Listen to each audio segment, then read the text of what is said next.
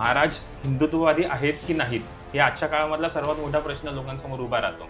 इतिहासाला भावना नसतात, इतिहासाला पुरावे खूप जास्त महत्त्वाचे असतात. तर मग भिडे गुरुजींच्याच मार्गावरती चालण्याचा हट्ट हाच का, किंवा तोच मार्ग? आता हे 3 गुरु का निवडले ह्याच्या मागे जर एकमेव जर धागा असेल तर तो म्हणजे त्यांची समर्पणाची भूमिका. गुरुजींची बरीचशी वाक्य जी आहेत किंवा त्यांचं जे स्टेटमेंट आहे हे समाजाला न पटणार असतं. आपल्या इतिहासामध्ये एक खूप मोठी शोकांतिका आहे की जेव्हा एखादा माणूस अस्तित्वात असतो तेव्हा आपल्याला त्याची किंमत कळत नाही. स्वातंत्र्यवीर सावरकर असू दे, रामदास महाराज असू दे किंवा अजून कोणी व्यक्तिमत्व असू दे, ह्यांना त्यांच्या कालखंडामधल्या लोकांनी हा नेहमी तिरस्कारच केलेला आहे. की हा माणूस तरुण मुलांना धंद्याला लावतो, किंवा म्हणतो ना की फक्त धर्माच्या मागे लावून पोटा पाण्याची कामं सगळी सोडून पोरं फक्त याच्या मागे फक्त भगवा ध्वज घेऊन पळतात. आपल्याला एक गोष्ट नेहमी सांगितली जाते की शिवाजी महाराज आणि संभाजी महाराज हे आचरणात आणले पाहिजेत. पण शिवाजी महाराज आणि संभाजी महाराज ह्या दोनच व्यक्ती का? दुर्गामाता दौडीमध्ये पहाटे 6 वाजता उठून जर एखादी व्यक्ती स्वतःच्या देवी देवतांचं स्मरण करत असेल तर ह्यात चुकीचं असं काही आहे. तर हे जे उपक्रमांबद्दल आपण बोलतोय, बरोबर, मला एक पडलेला प्रश्न, किंवा खरं तर जेव्हा ठरलं की आपल्याला भेटायचं आहे आणि या काही गोष्टींवरती आपल्याला डिस्कशन करायचं आहे, तेव्हापासून माझ्या मनामध्ये असलेला एक प्रश्न आहे. खरं तर त्याची सुरुवात कुठे झाली तुम्हाला सांगतो. साधारणतः याच वर्षी, म्हणजे या वर्षी की मागच्या वर्षी झालं, या 2 वर्षाच्या कालखंडात झालं असं की एक मित्रच आहे माझा, की तो पुण्याचा आहे.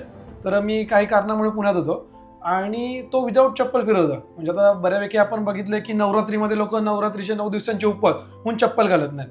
तर त्यांनी एक साधारणतः महिनाभराचा तो एक प्रवास असा ठेवला की तो विदाऊट चप्पल फिरत होता आणि त्याने तो त्रास सहन केला. कारण काय म्हणतो ते, त्याला विचारल्यानंतर कळलं की बलिदान मास म्हणून. पण तेवढा वेळ नाही भेटला की त्यांनी मला तेवढं समजून सांगावं. त्यांनी त्याच्या भाषेमध्ये समजून सांगण्याचा प्रयत्न केला, पण ते कनेक्ट नाही झालं. पण ॲट द एंड म्हणतो ना की एक ठराविक काळानंतर, साधारणतः 15 दिवसांचा काळ असेल, त्यानंतर त्यांनी टक्कल पण केलं. आणि टक्कल म्हणजे असं नाही की लोकांचं की तिरुपतीला गेल्यानंतर टक्कल करतात म्हणून, तसं नाही. तर त्यांनी प्रॉपर शेंडी वगैरे ठेवून टक्कल केलं. त्याला विचारलं की कोण एक्सपायर झालं का, कोणी मारलंय का, तर म्हणाला की नाही, बलिदान मास होता म्हणून. पण त्याला नंतर विचारलं की नेमका विषय काय, त्यांनी सांगितलं की बाबा भिडे गुरुजींनी सांगितलंय किंवा प्रतिष्ठानचं काम करतो म्हणून. तर आज तो योग जुळून आलाय की मला असं वाटतं की त्या प्रश्नाचं योग्य उत्तर मला भेटेल म्हणून. तर तो नेमका विषय काय? बलिदान मास हा जो उपक्रम आहे, हा उपक्रम म्हणण्यापेक्षा ते आमच्या आयुष्यातली एक खूप मोठी खंत आहे. शिवाजी महाराज आणि संभाजी महाराज ह्या 2 बीजमंत्रांशी रिलेटेड जेवढे काही उपक्रम आहेत हे प्रतिष्ठानच्या माध्यमातून राबवले जातात. तर बलिदान मास हा सुद्धा एक आमच्या मनाची खंत व्यक्त करण्यासाठीचा एक छोटासा तुम्ही प्रयत्न म्हणू शकता. आता बलिदान मास म्हणजे नेमकं काय? आजपर्यंत चित्रपटांच्या माध्यमातून असू दे, नाटकांच्या माध्यमातून असू दे, शिवाजी महाराज लोकांपर्यंत पोहोचलेत. पण संभाजी महाराजांवरती कुठेतरी अन्याय झालेला आपल्याला दिसून येतो.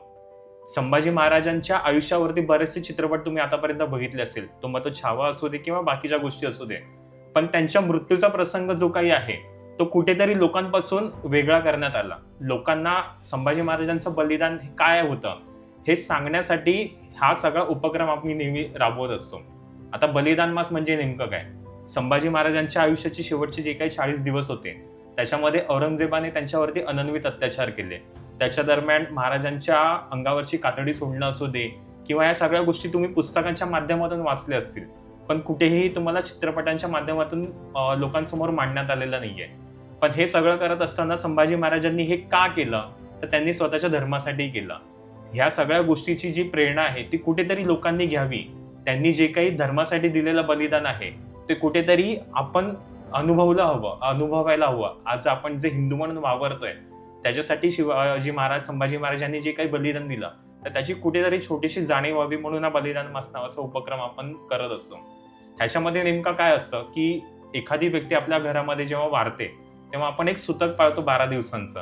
तसंच संभाजी महाराजांच्या बलिदानाची आठवण आपल्याला राहावी म्हणून आपण एक महिनाभर सुतक पाळतो. ह्याच्यामध्ये आपली एखादी आवडीची वस्तू सोडणं किंवा बाकी ज्या कोणाला व्यक्तीला जे काही सोडायचं असेल, जेव्हा एखाद्या गोष्टीचा त्याग करायचा असेल तर ती व्यक्ती ते करू शकते.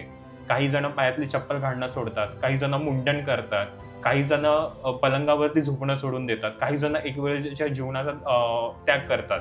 तर अशा पद्धतीचा त्याग करून स्वतःच्या शरीराला त्रास करून घेणार, जेणेकरून जे संभाजी महाराजांनी त्यांच्या काळामध्ये त्या यातना सहन केल्या होत्या त्या यातनांचा कुठेतरी आपल्याला जाणीव व्हावी म्हणून ह्या सगळ्या गोष्टी बलिदान मासाच्या निमित्ताने केल्या जातात. आणि ह्याच कार्यक्रमाच्या किंवा या उपक्रमाच्या शेवटी आपण त्यांची एक शांतीपूर्वक प्रेतयात्रा काढतो, अंत्ययात्रा काढतो.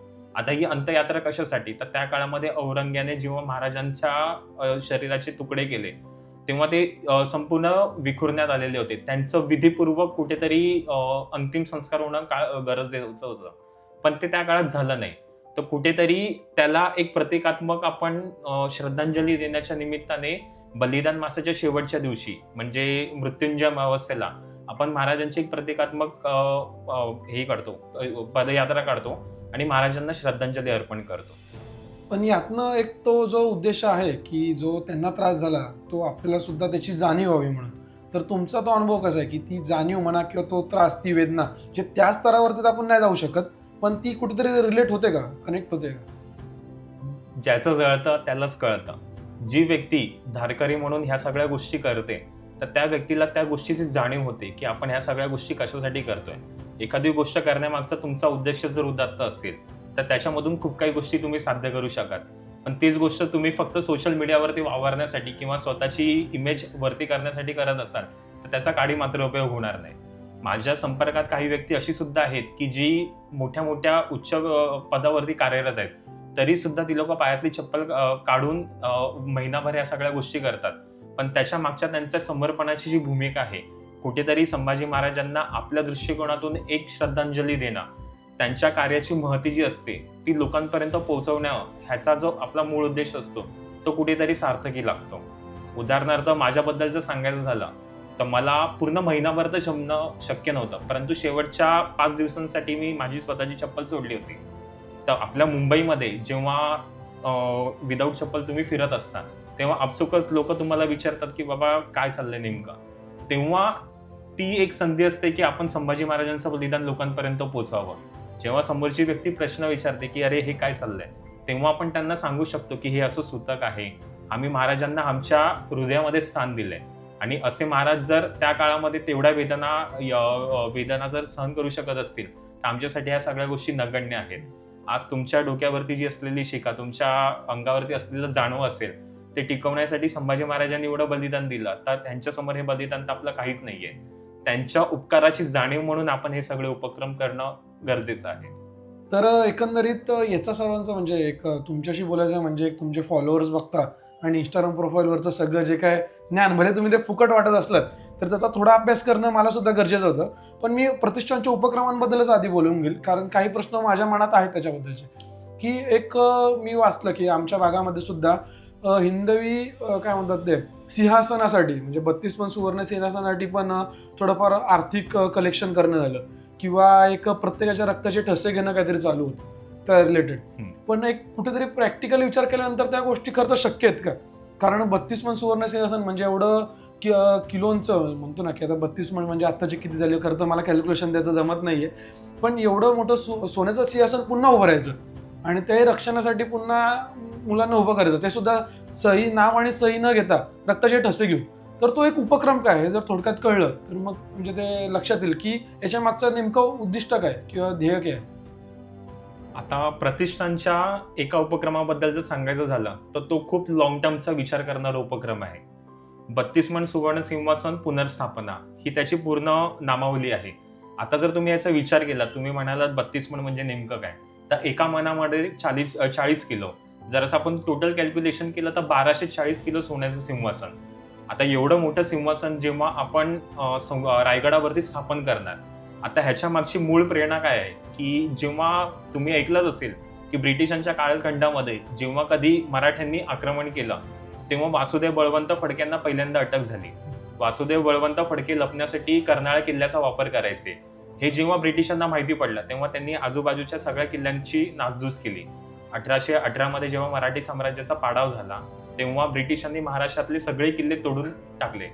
हे करण्यामागचा त्यांचा उद्देश काय होता, तर हा उद्देश एवढाच होता की मराठ्यांची जी काही प्रेरणास्थानं आहेत ती कुठेतरी नष्ट झाली तर त्यांना आपल्या इतिहासाचं विस्मरण होईल.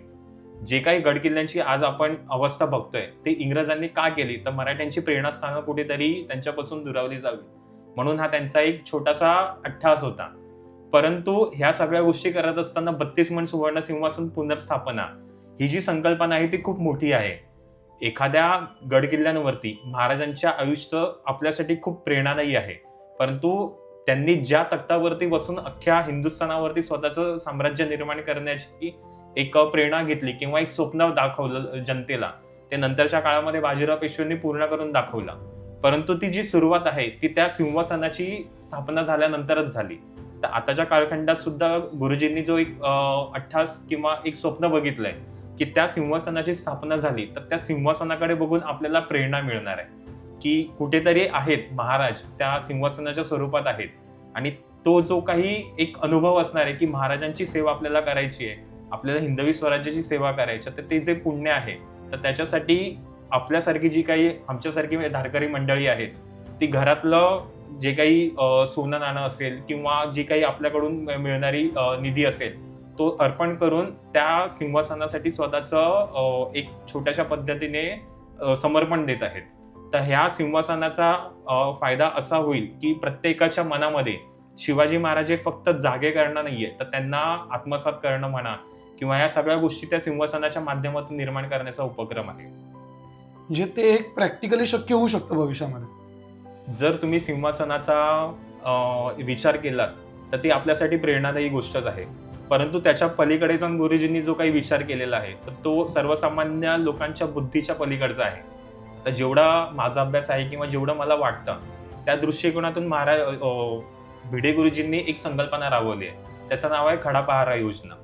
आता ऑब्व्हियसली ह्या ज्या काही गोष्टी घडतायत किंवा जे काही 32 मनाचं सुवर्ण सिंहासन बसणार आहे, त्याला महाराष्ट्र सरकार म्हणा किंवा केंद्र सरकारकडून कुठलीच मदत मिळत नाहीये किंवा कुठलाच निधी नाहीये. हे जे कोणते आहेत ते सर्वजण स्वखर्चाने करत आहेत. आता या सगळ्या गोष्टी केल्यानंतर त्याच्या सुरक्षेसाठी कुठेतरी लोकांची तजवीज करणं गरजेचं आहे. तर त्याच्यासाठी गुरुजींनी एक संकल्पना काढली आहे, खडा पहारा योजना. आता आपल्या माहितीनुसार महाराष्ट्रामध्ये 358 तालुके आहेत. तर प्रत्येक तालुक्यामधून 10,000 सैनिकांची, 10,000 सैनिक म्हणण्यापेक्षा 10,000 तरुणांची एक जी पूर्ण ही असेल, टीम असेल, ती त्या सिंहासनाचं संरक्षण करण्यासाठी दर दिवशी गडावरती जाणार, रायगडावरती जाईल. प्रत्येकाकडे त्या काळातल्या मावळ्यांसारखा पोशाख असेल, प्रत्येक जण हा व्यवस्थित तंदुरुस्त असेल, ह्या सगळ्या गोष्टी असतील. ती लोक दर सकाळी पहाटे जातील, रायगडाच्या घेऱ्यामध्ये त्या सिंहासनाचं संरक्षण करतील. त्याच दिवशी रात्री गड उतार होतील, दुसऱ्या दिवशी दुसऱ्या तालुक्यातली 10,000 लोकांची टीम. तर असा जो एक छोटासा गुरुजींनी मांडलेला एक उपक्रम आहे, त्याच्या माध्यमातून होणारे जे काही फायदे आहेत, तर एक मला जेवढं कळतात आहे, गुरुजींनी मांडलेली अग्निवीर योजना आहे. अग्निवीर योजनेचं नाव तुम्ही ऐकलं असेल की केंद्राकडून आपल्याला सांगितलं जाते की 2 ते 4 वर्षांसाठी तरुणांनी सैन्यामध्ये दाखल व्हावं. परंतु ह्याची पूर्वतयारी करण्यासाठी कुठेतरी त्यांच्यामध्ये मस्तिष्क म्हणा किंवा डोकं आणि शरीर तयार करण्यासाठी जी एक मेहनत घ्यावी लागते, ती मेहनत खडा पहाराच्या माध्यमातून आपण सार्थकी लावतोय.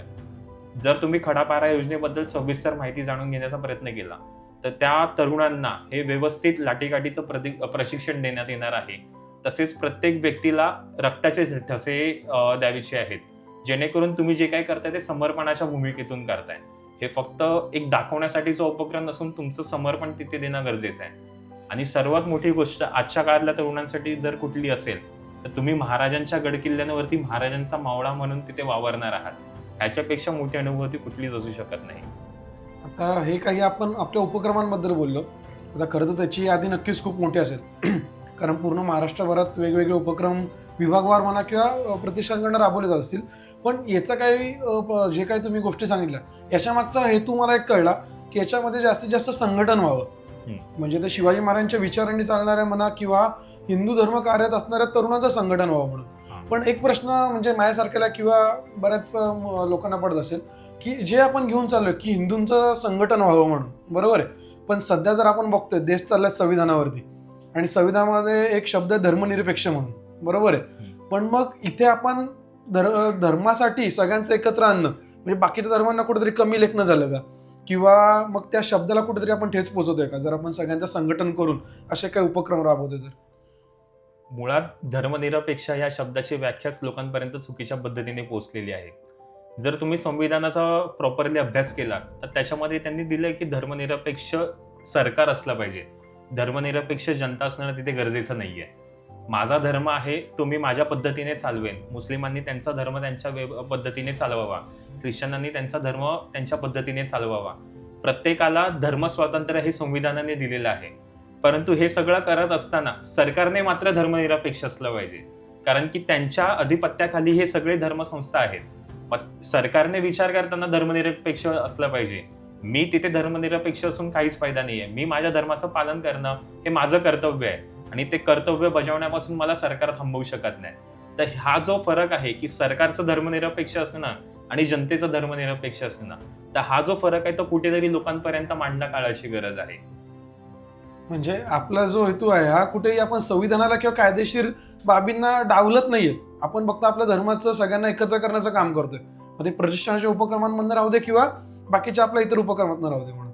पण मग आता हे सगळं करताना स्वतःच्या वैयक्तिक आयुष्यात म्हणतो ना की प्रतिष्ठानच्या गोष्टी करत असताना सुद्धा स्वतःचं एक जे वैयक्तिक आयुष्य चाललंय त्याच्यामधले असे कुठले ध्येय आहेत किंवा कुठल्या गोष्टी आहेत?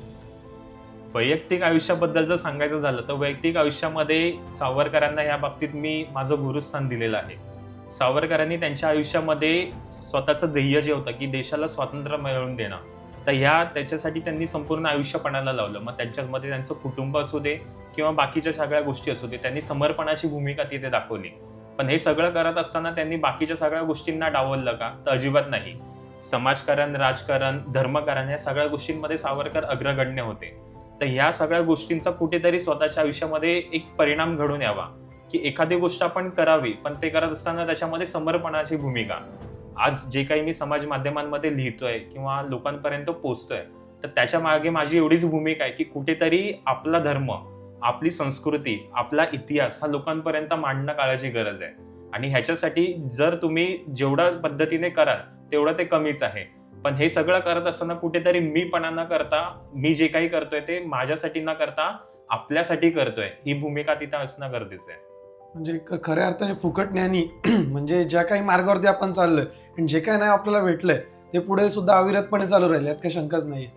नक्कीच प्रयत्न तर तोच असेल की जसा मी माझ्या नावाचा अर्थ लावलाय की मला जेवढं मिळतंय. एक कविता आहे, आता लेखकाचं किंवा कवीचे नाव मला माहिती नाही. देणाऱ्याने देत जावे, घेणाऱ्याने घेत जावे, देणाऱ्याने देता देता घेणाऱ्याचे हात घ्यावे.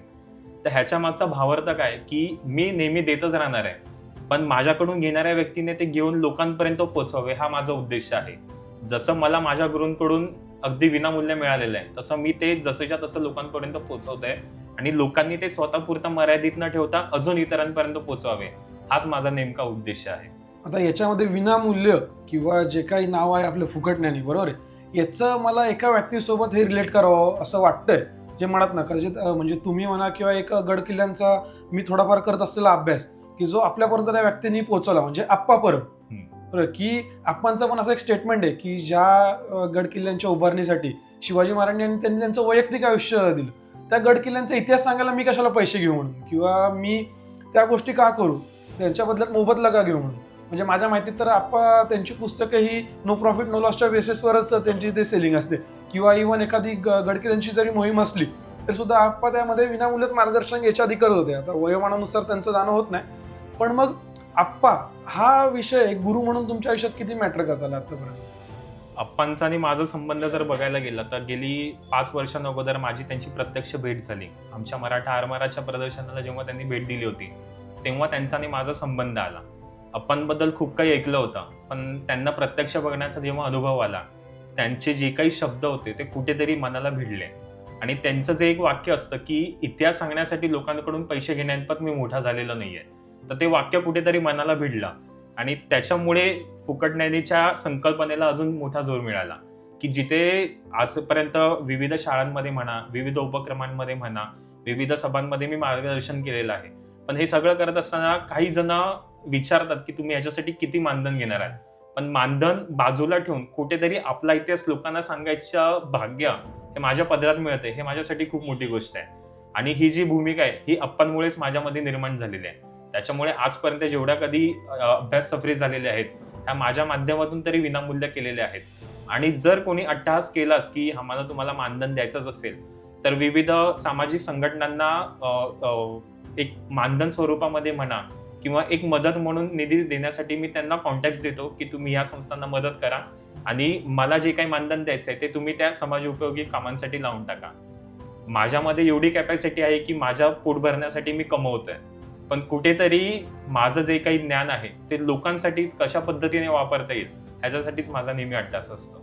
म्हणजे तेच की आपणकडनं एक गोष्ट आपल्याला भेटली आणि जी खरं तर म्हणजे अगदी योग्यच आहे, बरोबर. पण जाता एक प्रश्न, फक्त मी शेवटचा प्रश्न घेतो आता हा, की आपण जी गोष्ट सांगितली ती एक आपण अभ्यासक म्हणून आपण जी पुस्तकं वाचून ते जास्तीत जास्त नॉलेज लोकांपर्यंत कसं पोहोचवता येईल याच्यासाठी सोशल मीडिया म्हणा किंवा असे गडकोट मोहिमांचं नियोजन झालं, अभ्यास मोहिमांचं नियोजन झालं, हे राबवतोय. पण याच्यामध्ये आता एक म्हणतो ना, एक पार्ट, किंवा मी तर म्हणेल पार्ट हा शब्द चुकीचा असेल, खरं तर वेगळे शब्द येतात तोंडामध्ये, पण अशा काही गोष्टी आता क्रिएट झाल्यात याच्यामध्ये की जे गड किल्ले दाखवण्याचे लोकांकडनं पैसे घेतात. म्हणजे कमर्शियल ट्रेकर म्हणाला किंवा कमर्शियल ऑर्गनायझर म्हणायला काय हरकत नाही या गोष्टींकडे. तर त्यांना एक जाता आपल्याला काय मेसेज देता येईल?